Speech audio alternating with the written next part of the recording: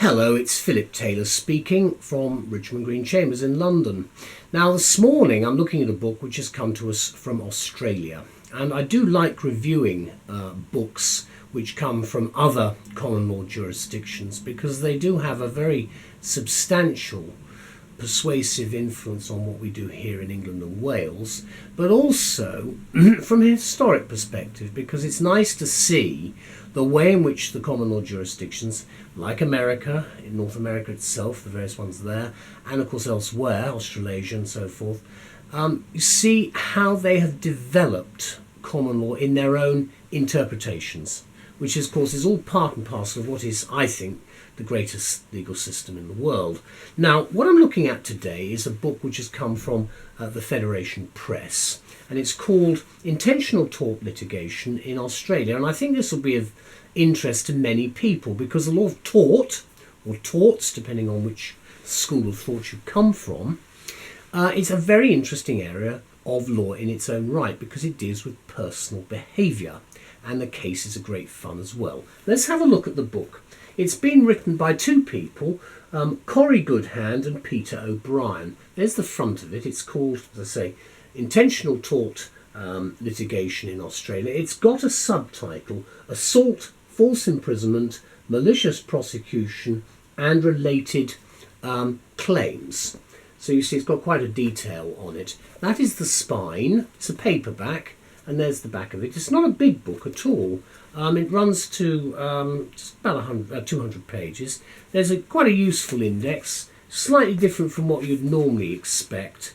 And what you have got is you've got paragraph numbering, which is very useful. And in fact, the index itself looks at page numbers, which is, again, a little bit confusing possibly to some. You don't have footnotes or anything like that, but you do have a lot of information. Let's look at the front page. There we go. There's a useful foreword by the Honourable Dean Mildren, Queen's Counsel, who's formerly a judge of the Supreme Court of the Northern Territory, and he gives an interesting account in his foreword. There's some basic blurb about the book itself there, and then the chapter heads. There are 8 chapters in total, and then there's a detailed contents section following. So you've got that, which is coming in as quite an often quite a useful practice in this day and age. So you can find things in the detailed content section, whereas the overview is in the simple table. And there's a preface from the two authors dated in Sydney in October 2015, and the law is up to date as at the 31st of August. They say, we hope you find the book useful. Well, I certainly did, because I think it's a very important book. You can see the detail about the two authors here. I found it fascinating to read. The late Tony Weir, who I knew at Cambridge, I think would have found this quite an interesting book, if those of you who knew him, because he produced a very interesting commentary on case law.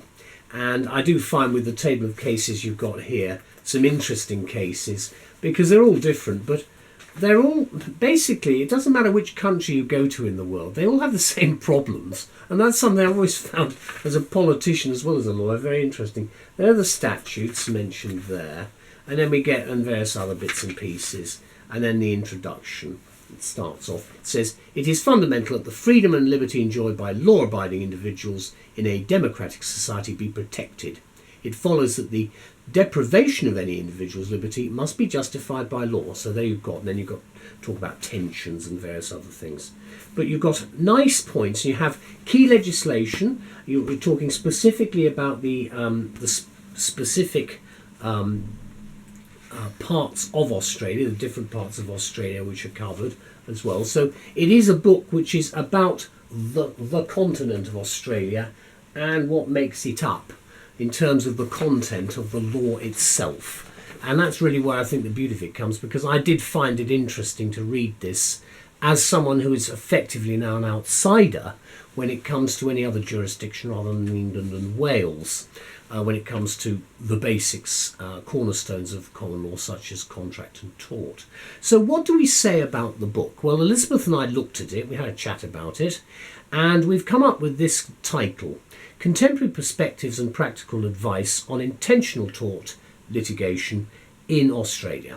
which basically covers the main thrust of the book itself. And this is what we say: for experienced and novice lawyers alike, particularly those practicing in international law, this new book from the Federation Press is a very handy primer on intentional tort litigation, primarily in common law jurisdictions. Speaking of the common law, it's gratifying for British lawyers and academics to observe the continuing and robust evolution of the common law in other common law countries, in this case Australia.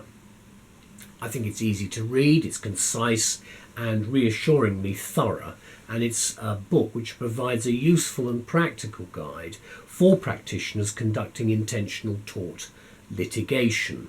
And as indicated by the book's subtitle, intentional torts are almost invariably rooted in malice, and that's a lovely point to make of that, because of certainly our Victorian cases on malice, which I'm sure most students will refer to with a bit of fondness over the creation of the modern common law, and certainly the modern law of tort, and some of the really unpleasant things that fellow persons do to fellow persons.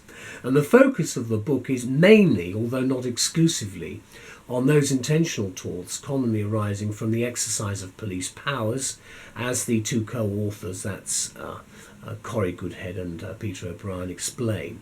Defendants in such cases are commonly police officers or the Australian state or territory itself, charged with the liability either directly or vicariously for the tortious acts of such officers. An important point, because we have the same sort of issues, if I can put it that way, here in the United Kingdom. And there's a reason, and that is that if you're suing the state, they got money. And actually that is always something you must bear in mind. Amazing how many of my clients want their day in court, but they haven't worked out that the problem is that the other side may not have any cash. At the end of the day, that's a bit of a problem, because it's going to cost you a lot of money to have your day in court. Now, the book's introduction then dwells on the intrinsic dilemma here. That's about looking specifically at the police officer system and the way in which they can be sued. This intrinsic dilemma then is being pointed out as those who protect us, in other words police officers, quote, must be allowed to perform their duties without the constant threat of being personally sued for acts done in good faith. Same point again applies here. However, the corresponding burden of responsibility is to avoid any misuse of power, especially if compounded by reckless disregard for individual human rights. Again, I believe that that would be applicable across the globe, in all the serious countries, not the despotic countries, but certainly the serious ones that treat people properly. And I mean human rights, not just about the European Convention now, we're talking about the UN concept, which of course is far broader. Now, striking a balance between power and responsibility is no mean feat, say the authors, as human beings are inevitably fallible.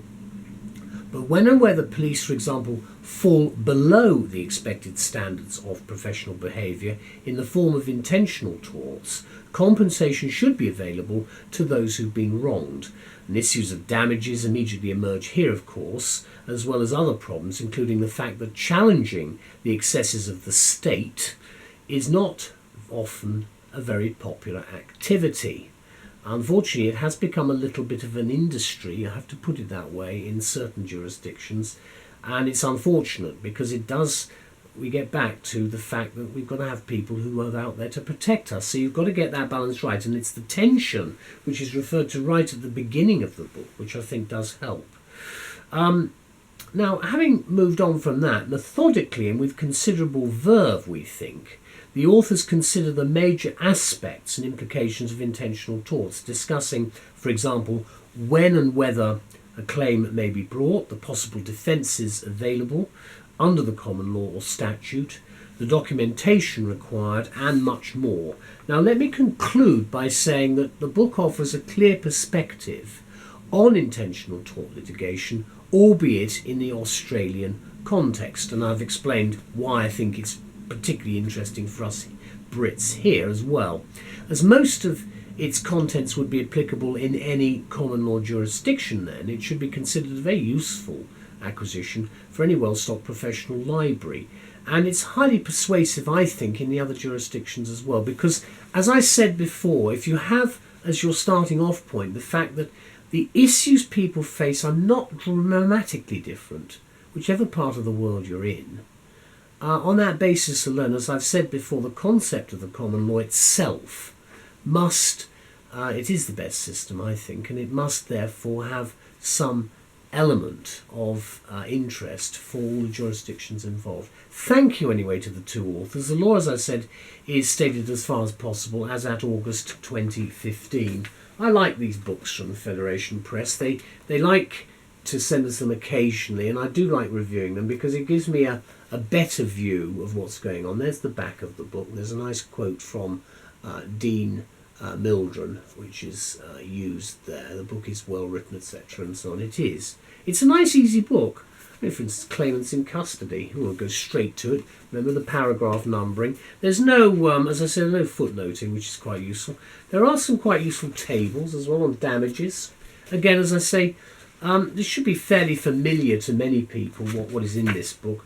And if you're just looking at it, you've got a few minutes to read it, it's well worth reading.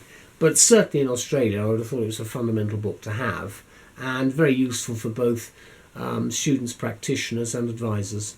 Thank you anyway to the two authors and Federation Press, and good luck with the book. Bye-bye.